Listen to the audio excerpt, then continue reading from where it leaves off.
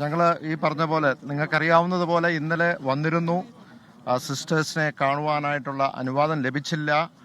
ഞങ്ങൾ ഇവിടെ താമസിച്ചു. ഇന്ന് രാവിലെ വന്നു, കണ്ടു, സിസ്റ്റേഴ്സിനെ കണ്ടു. അതോടൊപ്പം തന്നെ നമുക്കറിയാം ഇതുമായി ബന്ധപ്പെട്ട ഉള്ള ആദിവാസിയെ അറസ്റ്റ് ചെയ്തിട്ടുണ്ട്, അവരെയും കണ്ടു. വളരെ ദീർഘമായി ഈ സിസ്റ്റേഴ്സുമായിട്ട് സംസാരിച്ചു. ഒരു കാര്യമുള്ളത്, ഇവിടെ സൂചിപ്പിച്ച പോലെ തന്നെ ഇവിടെ കണ്ടത് വളരെ വലിയൊരു അനീതിയാണ്. ആ അനീതി നടത്തിയത് ആൾക്കൂട്ടമല്ല, പക്ഷേ ഇവിടുത്തെ ഭരണകൂടമാണ് ഈ അനീതി നടത്തിയിരിക്കുന്നതെന്ന് യാതൊരു സംശയമില്ല. ഇത് ഒരു politically motivated, well fabricated, scripted ഒരു കേസായിട്ട് ഇത് മാറുകയാണ്. നമ്മളിവിടെ സൂചിപ്പിച്ചു, വളരെ വികാരപരമായിട്ട് അവർ സിസ്റ്റേഴ്സ് സംസാരിച്ചു. ദി അബ്യൂസ് അവർ നടത്തിയത്, ആ വാക്കുകളിൽ അവർ ഉപദ്രവിക്കുന്ന ദേഹ ഉപദ്രവം നടത്തുന്നതിനേക്കാൾ അത് നമുക്ക് ഇവിടെ പുറത്ത് പറയാൻ കഴിയില്ല, സാധിക്കില്ല. അത്രമാത്രം അബ്യൂസ് വാക്കുകൾ ഉപയോഗിച്ചുകൊണ്ട് അവരൊരു വിദേശിയാണ് എന്ന് പറയുമ്പോൾ എന്താണ് നമ്മൾ ചെയ്യേണ്ടത് എന്ന് പറഞ്ഞാൽ, തിരുവസ്ത്രം ഉപയോഗിച്ചുകൊണ്ട് ഇന്ന് ആ സന്യസ്തർക്കും വൈദികർക്കും ഈ രാജ്യത്ത് പുറത്തേക്ക് പോകാൻ കഴിയില്ല. അവരെ സംശയത്തിൽ കൊണ്ടൊന്ന് എത്തിക്കുകയാണ് ഭരണകൂടം. അപ്പോൾ ഇത് വളരെ ഗൗരവമായി എടുക്കേണ്ട ഒരു കാര്യമാണ്.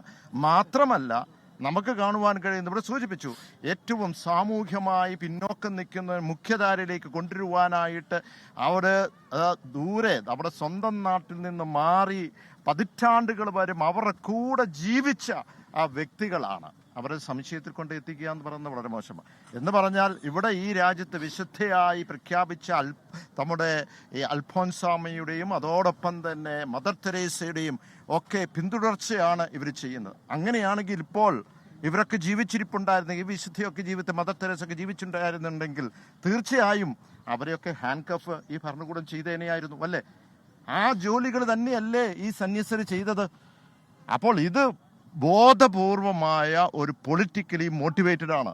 ഞാൻ കേട്ടത് കേരളത്തിൽ നിന്നുള്ള അവിടുത്തെ BJP അവിടുത്തെ സംസ്ഥാന പ്രസിഡന്റ് പറയുന്നു, അവർ മതപരിവർത്തനം നടത്തിയില്ല, അവർ ഈ പറയുന്ന ഹ്യൂമൻ ട്രാഫിക്കിംഗ് നടത്തിയില്ല.